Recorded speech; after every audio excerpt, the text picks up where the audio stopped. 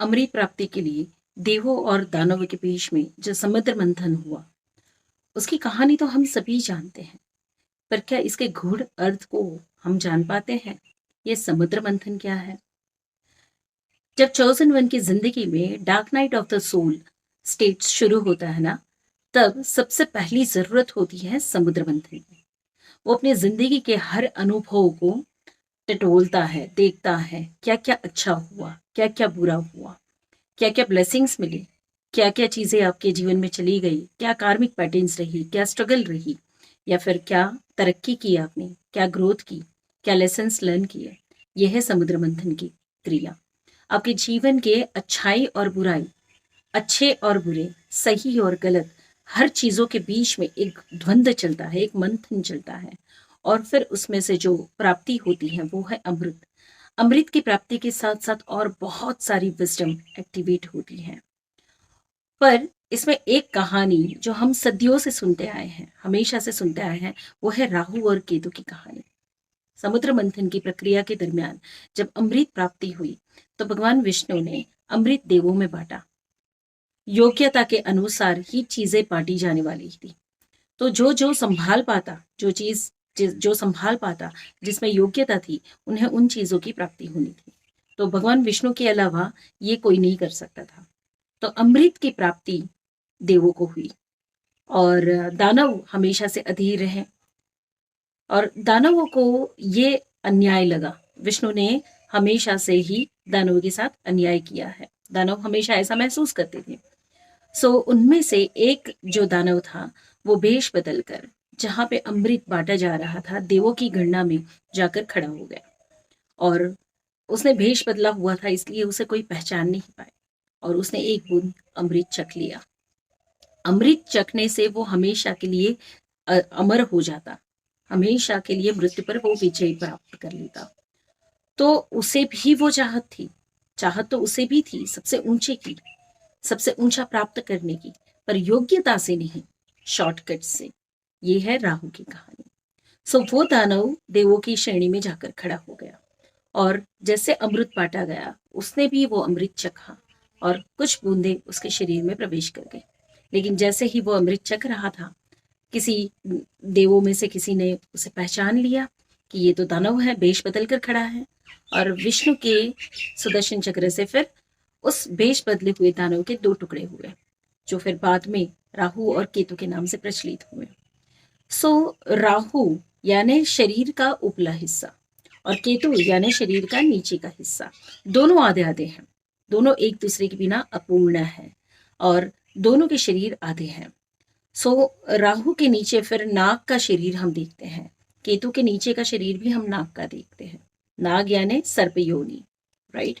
सो अगर इसको थोड़ा सा हम सिग्निफिकेंटली देखें, थोड़ा गहराई से देखें, तो ये कहानी सिर्फ कहानी नहीं है, ये एक जिंदगी का बड़ा अध्याय है। और चोजन वन की जर्नी में ये सबसे बड़ा अध्याय है। वो दानव यहाँ पे क्या चुका था? योग्यता, कर्म करने की क्षमता। अमृत की प्राप्ति के लिए आपको योग्यता चाहिए, आपके सकारात्मक गुणों की श्रेणी चाहिए। और जब आपके भीतर कुछ ऊंचा पाने की चाह है, तो आपको कर्म करना सीखना पड़ेगा।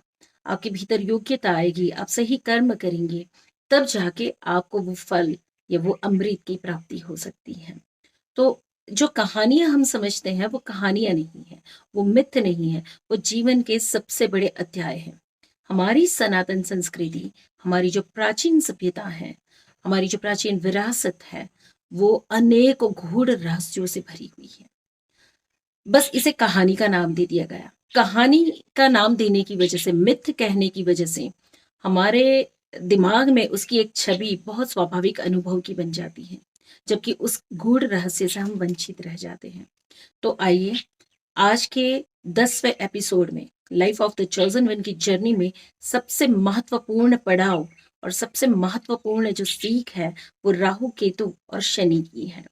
राहु केतु की समुद्र मंथन की जो प्रक्रिया है, देवों और दानवों की समुद्र मंथन की जो प्रक्रिया है, उस प्रक्रिया को अगर आप अपने जीवन में अच्छे तरीके से समझ लेंगे, तो आपको भी अमृत की प्राप्ति हो सकती है। शॉर्टकट से नहीं, पर योग्यता से। शनिदेव को हमेशा कर्म के न्यायाधीश कहा जाता है।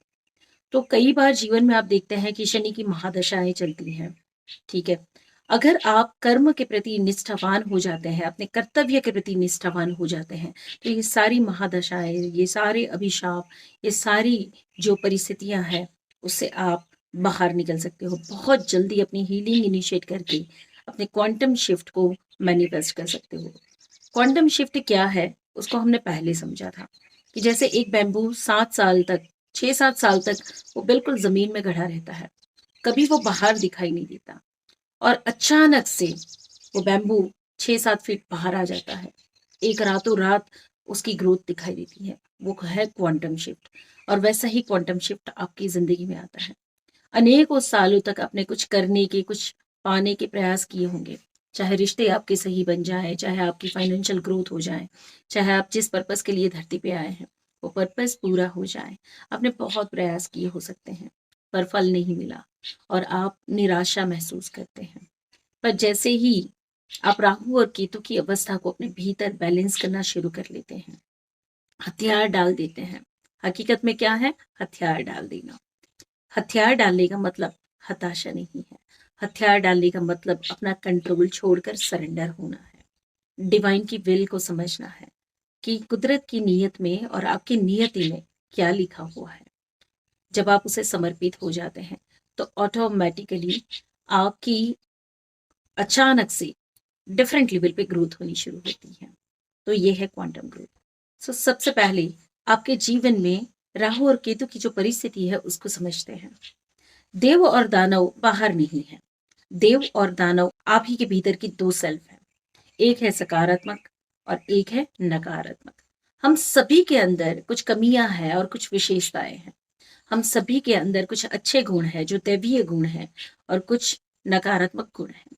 पर आप देखेंगे कि जो देवता भी थे ना, वो हमेशा असुरक्षित रहते थे। देवताओं को हमेशा दानवों से असुरक्षा लगी ही रहती थी, और दानव जो थे ना, वो हमेशा अछत के भाव से पीड़ित रहते थे।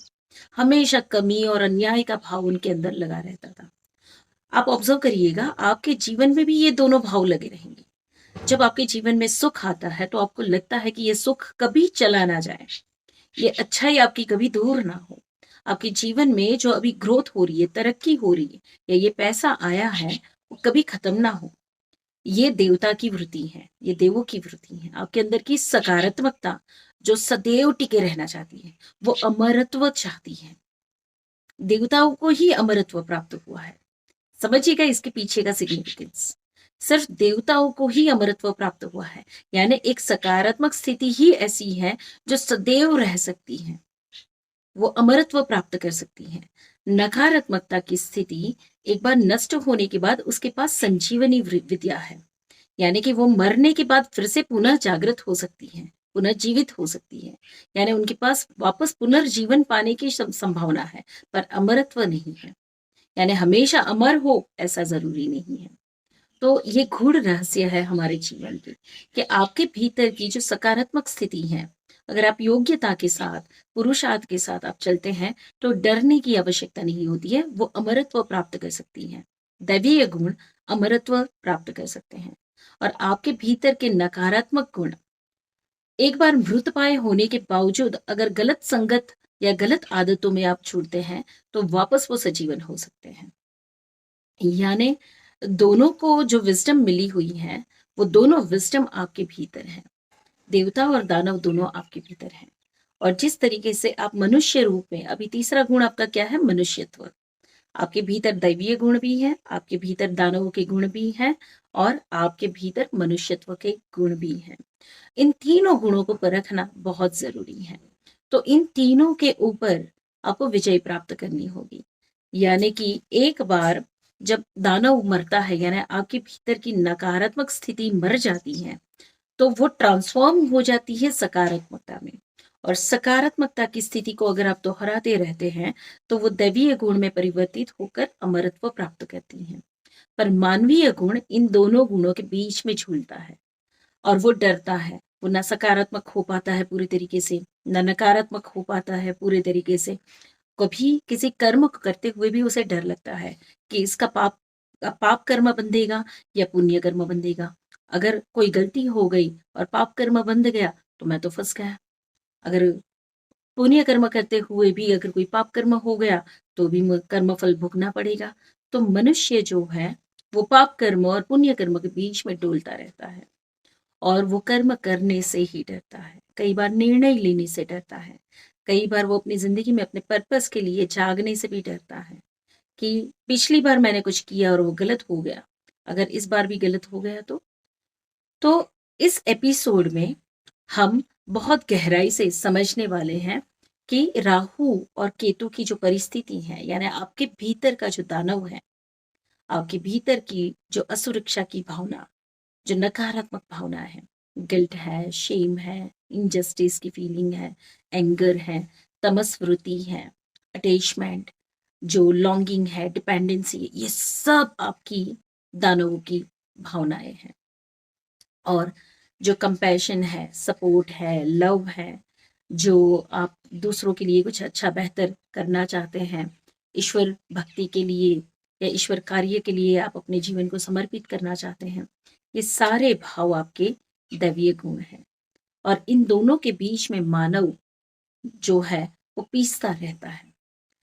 चाहत ये होती है, अंतरात्मा की आवाज बड़ी स्ट्रांग होती है कि पर्पस के लिए जीना है, पर मनुष्यत्व के जो गुण है वो डराते हैं, क्योंकि भीतर दानव भी बैठा हुआ है।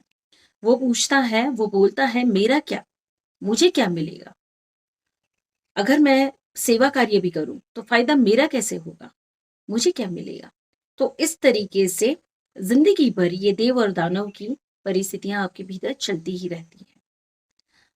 और जब आपका dark night of the soul state आता है, जब समुद्र मंथन की अवस्था, dark night of the soul is what, समुद्र मंथन की अवस्था, संसार में एक ऐसी स्थिति का निर्माण हुआ, संसार में एक ऐसी स्थिति का निर्माण हुआ जहां पे अब अमृत प्राप्ति आवश्यक हो गई। तो आपके भीतर का संसार है ना, बाहर के संसार में नहीं, आपके भीतर के संसार में अब जागने की स्थिति आ गई। अब अमृत प्राप्ति की जरूरत है, अमृत चाहिए, कुछ सदैव सनातन हो जाना चाहिए, है ना। बार बार सकारात्मक अनुभव करते करते या विचार रखते रखते अब थक चुके हैं। अब जिंदगी के फेलियर्स को फेस करते करते भी थक चुके हैं और भीतर की अवस्था अब चाहती है, आपका शिव तत्व चाहता है कि अब आपके भीतर दैवीय गुण सदैव के लिए अमर हो जाए, अमृत की अब जरूरत पड़ गई है। तो dark night of the soul state शुरू होता है और आपके भीतर ही मंथन शुरू हो जाता है। और जैसे जैसे मंथन होता है कि क्या गलत हुआ, क्या सही हुआ, क्या लेसन्स हैं जो मैंने लर्न किए, क्या लॉस किए मैंने, क्या चीज है जो मुझे छोड़ने की जरूरत है, क्या मेरे नकारात्मक गुण हैं, मेरी क्या सिद्धियां हैं, क्या विशेषताएं हैं, ये सकारात्मक गुण जैसे जैसे आप समुद्र मंथन करते जाते हैं, यानी भीतर मंथन चलता है, भीतर कंक्लूजन आता है, भीतर एक ऐसी स्थिति बनती है जहां द्वंद्व चलता है, सही और गलत के बीच में, असली और नकली के बीच में, है ना, टेम्पररी और परमानेंट के बीच में। और सब कुछ एक बार के लिए तो टूट जाता है, नष्ट होता है, बहुत सारा टॉक्सिन बाहर आता है, यानी नफरत, गुस्सा, फ्रस्ट्रेशन, हताशा, सैडनेस, दर्द, दुख, बहुत कुछ बाहर आता है, बाहर निकलता ही जाता है। और जब पूरी जिंदगी जन्म से लेकर आज तक कई सारी आपकी पास्ट लाइफ, कई सारी आपकी एंसेस्ट्रल पैटर्न, कई सारे आपके चाइल्डहुड कंडीशनिंग्स, जब आपके भीतर लगातार एक द्वंद्व चलता है, हीलिंग की ओर आप जाते हैं, हीलिंग इनिशिएट करने की ओर, कि क्या है फिर, ये भी नहीं कर सकता हूँ, ये भी नहीं कर सकता हूँ, ये रिश्ते काम नहीं आते हैं, ना परिवार में फिट हो पाते हैं, ना आप अपना परिवार संभाल पाते हैं, ना अपनी चीजों को मैनेज कर पाते हैं। फिर एक सवाल आता है कि मैं कौन हूँ फिर, क्या है मेरी सिद्धियां, क्या है मेरा स्वरूप, कहाँ से आया हूँ, ईश्वर क्या है? अचानक से भीतर से एक स्ट्रॉन्ग कॉलिंग होनी शुरू हो जाती है और धीरे धीरे भीतर से रत्नों का खजाना, धीरे धीरे भीतर से विजडम, सिद्धियां, बहुत कुछ बाहर निकलने लगता है। और ऐसे करते करते अंत में बहुत सारे टॉक्सिन्स बाहर आते हैं। और टॉक्सिन्स कौन लेता है? जिसे विष कहते हैं। विष आपके शिव ने होल्ड किया था कंठ में। सिग्निफिकेंस समझिएगा कि जब विष निकला, हलाहल निकला, तो इस सृष्टि में हलाहल को धारण करने की किसी की क्षमता नहीं थी, मात्र शिव ही उसे धारण कर सकते थे। शिव यानी कौन? आपकी अंतरात्मा, आपके भीतर की वो स्थिति जो जिंदगी के कड़वे अनुभव को अपने गले में धारण कर लेती है। यानी कि कैसे? आपके साथ कुछ बुरा हुआ पर आपने प्रेम की भाषा ही बोली। आपके साथ जिंदगी में बहुत अन्याय हुआ पर फिर भी आपने रिश्तों में प्रेम ही दिया। अपने शब्दों से कड़वी वाणी नहीं बोलते हुए आपने मीठी वाणी ही बोली। आप जानते थे कि उस व्यक्ति ने आपको धोखा दिया, फिर भी आपने उस धोखे को कंठ में धारण कर लिया और उसे माफी दे दी। तो ये आपके भीतर के शिव की ही ताकत है कि जो जिंदगी में माफ करके आगे बढ़ पाए, हलाहल पीकर भी वो आगे बढ़ पाए। बहुत कठिनाइयाँ या कड़वापन या बहुत सारे ह्यूमिलिएशंस या बहुत सारे दुख दर्द तकलीफ के अनुभव, लॉस के अनुभव, चीटिंग के अनुभव, सब कुछ होते हुए भी अंत में शिव को विष पीना पड़ता है। और जब शिव विष को अपने कंठ में धारण कर लेता है तो आपकी जबान से कभी भी उन व्यक्तियों के लिए दुर्व्यवहार, दुर्वचन या दुराचार नहीं होता है। आप हमेशा आपके साथ जिंदगी में हुए अनुभवों से भी बड़ी सीख लेकर विश्व को कंठ में धारण करके संसार को प्रेम का अनुभव कराते हैं। जैसे जैसे आपकी विजडम एक्टिवेट होती जाती है तो अंत में अमृत की प्राप्ति होती है और आपके भीतर का विष्णु तत्व आपके दैवीय गुणों को वो अमरत्व प्रदान कर देता है। ये सब कुछ स्वयं संचालित है। जो बाहर है वही भीतर है।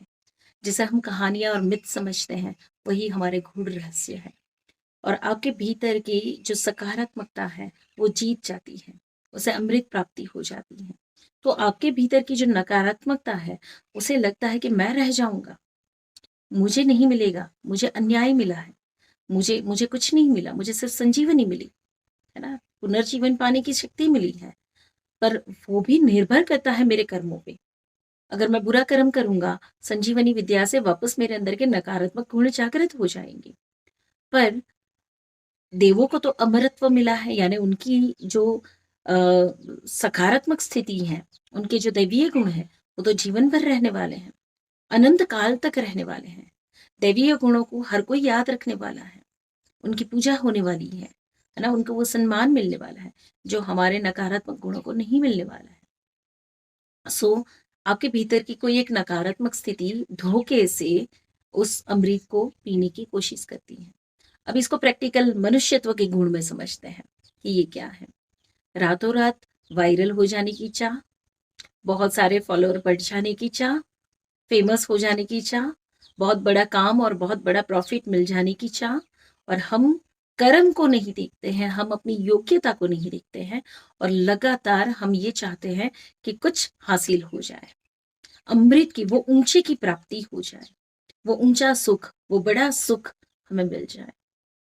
हमारे भीतर राहु और केतु दोनों है। जब जब जब जब हम जिंदगी में शॉर्टकट लेने जाएंगे, ब्रेकडाउन आएगा। याद रखिए, जिंदगी में आपकी आपकी जिंदगी में ब्रेकडाउन तभी आया है जब जब आपने शॉर्टकट लिया है, जब जब आपने कर्म को इग्नोर किया है और आपने ऊंचे की चाह रखी है। ऊंचे की चाह रखना कोई बुरी बात नहीं है, ये बहुत सहज है, स्वाभाविक है। पर याद रखिए, आत्मा के स्वरूप से आपको कुछ पाना, कुछ करना है ही नहीं। आत्मा स्वयं ज्ञान स्वरूप है, आत्मा स्वयं पूर्ण है, आत्मा स्वयं अजन्मा है, वो अमर है, अजर है। उसका न कभी क्षय होता है, वो न कभी समाप्त होती है, वो न कभी मरती है, न उसे संजीवनी की जरूरत है, न उसे अमृत की जरूरत है। आत्मा स्वयं अमृत है। तो फिर ये चाहत किसको हो रही है? कुछ पाने की चाहत किसको हो रही है?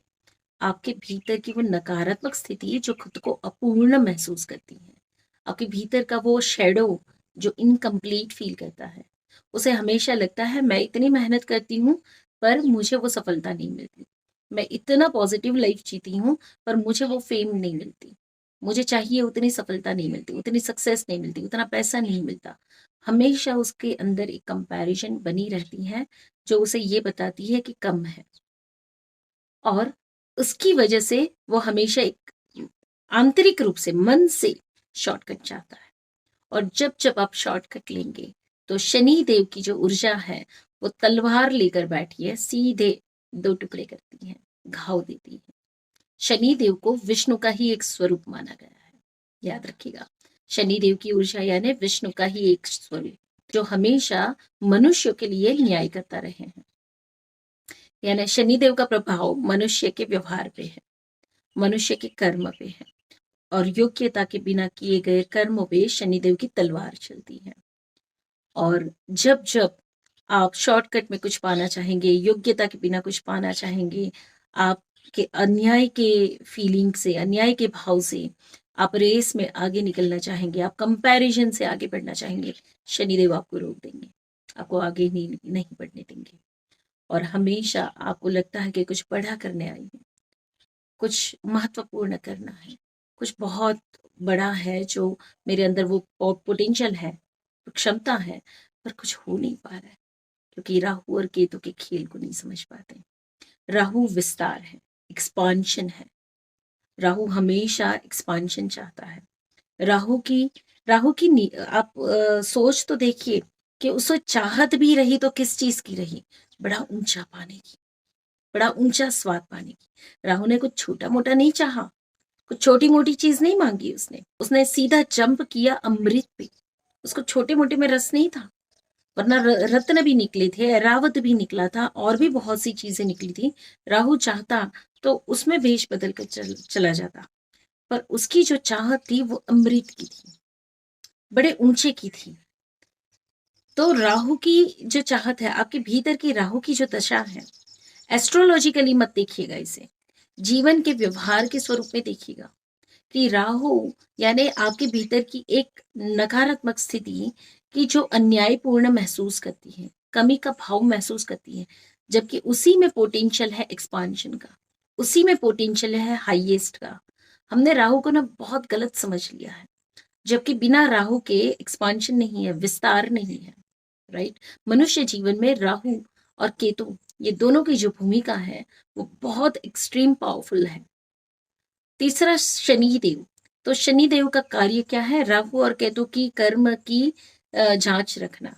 यानी आपके भीतर का ये जो ब्रेन है, अपर बॉडी जो है, वो हमेशा विस्तार चाहता है, वो हमेशा सिद्धि चाहता है, प्राप्ति चाहता है। और केतु के हिस्से कर्म क्या आता है? डिटैचमेंट, फल की आशा किए बिना कर्म करना। तो शनिदेव का काम क्या है? जब जब राहु से विस्तार करने की कोशिश करेंगे, वो आपको ब्लॉक लगाएगा, वो आपको रोक देगा। और जब जब केतु से आप चलेंगे, यानी कि कर्म करते हुए, अनुभव करते हुए, लेसन्स लर्न करते हुए, विस्डम को जागृत करते हुए, जब आप राहु के उपयोग से विस्तार पाएंगे, सिद्धियां पाएंगे, आप आगे बढ़ेंगे, सफल होंगे, शनिदेव आपको ब्लेस करता है। तो राहु केतु और शनि की जो परिस्थिति है वो आपके जीवन में कर्म योग के रूप में आती है। कर्म सीखना है, कर्म कैसे करना है। अपर बॉडी सिर्फ विस्तार चाहती है, यानी ये आपकी जो अपर बॉडी है, जनरली आप देखें मनुष्य के शरीर के अंदर हमारे जो 7 चक्रा की बात करते हैं, तो upper 4 chakras is your higher wisdom chakras, lower 3 chakras are your common human life के चक्रा है, सर्वाइवल के चक्रा है। तो नीचे के 3 चक्रा में बहुत सारे फियर, पावर, पोजीशन के इश्यूज पड़े हुए हैं। अपर 4 चक्रास के अंदर एक्सपांशन पड़ा हुआ है। तो नीचे का जो आपका लोअर एक्सपीरियंसेस है, जहां पे राहु और केतु की कहानी चल रही है, वो हमेशा अपर चक्रास के अनुभव को चाहता है। आपका लोअर बॉडी कर्म का सिंबोलिज्म है, यानी सारे जो कर्म है वो आपके शरीर से हो रहे हैं ना। आपकी 5 सेंसेस जो कर्मेंद्रिया है, 5 कर्मेंद्रिया जो है वो केतु का स्वरूप है। और 5 कर्मेंद्रियों से जो सिद्धि हासिल होती है और उसमें से जो विस्डम मिलती है, एक कर्म बार बार करने के बाद, जैसे वीडियो बनाने का जो मेरा कर्म है, मैं रिपीटेडली अगर करती हूँ तो ये मेरी विस्डम बन जाता है कि कभी भी मैंने कैमरा लगाया, मैं बैठ गई और मैंने बोलना शुरू किया, तो ये एक विस्डम बन गई। तो यहाँ से विस्तार मिलता है, यानी एक्सपांशन मिलता है। बाय डिफॉल्ट आप मेरी वीडियो को सुनते हैं, बाय डिफॉल्ट आप रेजोनेट करते हैं, बाय डिफॉल्ट आप अपनी लाइफ को ट्रांसफॉर्म करते हैं, और आपकी ब्लेसिंग्स, आपके लव, आपका जिस भी तरीके से एक्नॉलेजमेंट आता है बाय डिफॉल्ट आता है। यहाँ कोई शॉर्टकट नहीं है, क्योंकि कर्मेंद्रियों से कर्म हो रहा है और वही कर्म मेरा विजडम बनता है और शनिदेव मुझे वहां ब्लेस करते हैं। तो राहु केतु और शनि की जो ट्रायंगल है, उसको अगर आप अपनी अवेकनिंग जर्नी में, ये चोजन वन की जर्नी में अच्छे से समझ लेते हैं तो शॉर्टकट छोड़ देंगे, अटैचमेंट्स छोड़ देंगे, फियर और इनजस्टिस का जो भाव है उसको छोड़ेंगे और कर्म पे समर्पित हो जाएंगे। सब मिलेगा, जो चाहिए वो सब कुछ मिलेगा, सब कुछ। ठीक है, पर सिंपली कर्मेंद्रियों का उपयोग करना शुरू करें। पर ज्ञानेंद्रिय से ज्ञान को प्राप्त करें। कर्मेंद्रियों से किया गया कर्म, ज्ञानेंद्रियों से अनुभव में आने वाला जो ज्ञान, वो दोनों मिलके आपकी एक विजडम बनाते हैं और शनिदेव आपको वहां ब्लेस करते हैं। इसके बाद आपकी जिंदगी में टावर मूवमेंट कभी नहीं आएगी, यानी फेल्यूर्स कभी नहीं आएगी, ब्रेकडाउन्स कभी नहीं आएंगे। छोटे मोटे ब्रेकडाउन चलते रहते हैं जब तक आपका राहु एक्टिव है। ठीक है, जब तक आप शॉर्टकट से रस पीना चाहते हैं, फेमस हो जाना चाहते हैं, सफल हो जाना चाहते हैं, रिश्तों में वो अनुभव चाहते हैं, जबकि कर्म नहीं करना चाहते हैं। आप सोचते रहते हैं, बैठे बैठे सोचते रहना, ये कर सकता हूँ, ये कर सकता हूँ, पर एक्शन नहीं ले पाना, राहु और केतु का दुष्प्रभाव है। सोचते रहना। राहु का दुष्प्रभाव कैसा दिखता है कि हम अननेसेसरी बर्डन कैरी करते हैं, अननेसेसरी गिल्टी फील करते हैं, लोड लेते हैं, हम बहुत कुछ सोचते हैं, विचारों में ही उलझे रहते हैं, एक्शन नहीं ले पाते हैं, अपने विचारों को रोक नहीं पाते हैं, डिजायर लेवल एक्सेस हो जाता है, आपकी डिजायर आपको दौड़ाती है, आपकी डिजायर आपको कर्म करने के लिए भगाती है और अंत में आप थक जाते हैं। पर अगर आप अपर बॉडीज को थोड़ा शांत कर दें, आउटकम्स की चिंता बंद कर दें और केतु यानी कर्म समझना शुरू करें, तो आपकी सोल आपको पर्टिकुलर कोई लेसन देना चाहती है। शनिदेव आपको कुछ पर्टिकुलर लेसन देना चाहते हैं, सिखाना चाहते हैं कि मनुष्य जीवन में अगर सुख, शांति, आनंद प्राप्त करना है और कर्म बंधन से मुक्त होना है, तो सबसे पहले शुद्ध कर्म करना सीखना होगा और शुद्ध कर्म से ही आपको मुक्ति मिलती है। चाहे आप भक्ति कर्म कर रहे हो, चाहे आप ज्ञान कर्म कर रहे हो, चाहे आप शरीर के कर्म कर रहे हो, सर्वाइवल के कर्म कर रहे हो, किसी भी प्रकार के आपके कर्म है, पर कर्म शुद्धि होनी जरूरी है। सो आज का चैप्टर हम यहीं पे समाप्त करेंगे। राहु केतु और शनि की ब्लेसिंग्स आपके जीवन में उतर आए और इस विषय को और डीपली आप अच्छे से मंथन कर पाए, इसको डिकोड कर पाए, इसे समझ पाए। और याद रखिए, हमारे शास्त्र को मिथ मत कहिए, माइथोलॉजी मत कहिए, कहानियां मत कहिए, उसे सुनिए, उसे समझने की कोशिश करिए, उसमें क्या कहा गया है, कैसे बताया गया है, सब कुछ गूढ़ है, इसलिए उसे कहानी के रूप में पेश किया जाता है ना। हम चलचित्र के रूप में उसे देखते हैं, पर हकीकत में अगर आपके पास वो भीतर की ऊंची दृष्टि हो, तो उसके अंदर छुपे हुए गूढ़ रहस्य को आप जान सकते हैं। सनातन संस्कृति महान संस्कृति है। भारत की भूमि जो है ना, वो दैवीय भूमि है, बहुत महान भूमि है। इस धरती पे पैदा होना, इस धरती को अनुभव करना, ये अपने आप में एक सौभाग्य है। आप देश दुनिया में कहीं पर भी बैठे हो और अगर आप मुझे सुन रहे हो, तो याद रखिएगा, आपको वहां की धरती और यहाँ की धरती में अंतर महसूस होगा, आत्मीयता महसूस होगी। आपकी आत्मा सनातन है, इस धरती से बिलोंग करती है और जो रहस्य, जो गूढ़ता इस धरती में है, वो कहीं और नहीं है। विस्डम से भरी धरती है ये। सो मैं आप सबको भी इनवाइट करती हूँ कि कभी उत्तर भारत के अनेकों क्षेत्र ऐसे हैं कि जहां पर पैर रखने से ही आपकी आत्मा जागृत होती है। वैसा ही एक क्षेत्र है ये, हिमालय की जो वैली है धर्मशाला के पास, जहाँ बेर बिलिंग, हम वहाँ रहते हैं। हम यहाँ लगातार रिट्रीट प्रोवाइड करते हैं। यहाँ पर हमने एक स्पेस क्रिएट की है जहाँ पर आप आ सकते हो, रह सकते हो, कुछ आध्यात्मिक अनुभव कर सकते हो। आपकी यात्रा में हम आपके साथ सहभागी होना चाहते हैं, आपके गाइड बन सकते हैं। जिस प्रकार मैंने आत्म प्राप्ति की, जिस प्रकार मैंने अपने आप को जागृत किया, जिस प्रकार मैंने स्वयं के आत्म स्वरूप को जाना, शायद आपकी इस जर्नी में मैं आपको कुछ हेल्प कर पाऊँ, गाइड कर पाऊँ, सपोर्ट कर पाऊँ। सो इसी उद्देश्य से ये वीडियो की सीरीज भी बन रही है और इसी उद्देश्य से हम सारी रिट्रीट ऑर्गेनाइज करते हैं और इसी उद्देश्य से मैं आप सबको आह्वान भी करती हूँ। अगले वीडियो में फिर से मिलेंगे, तब तक के लिए धन्यवाद।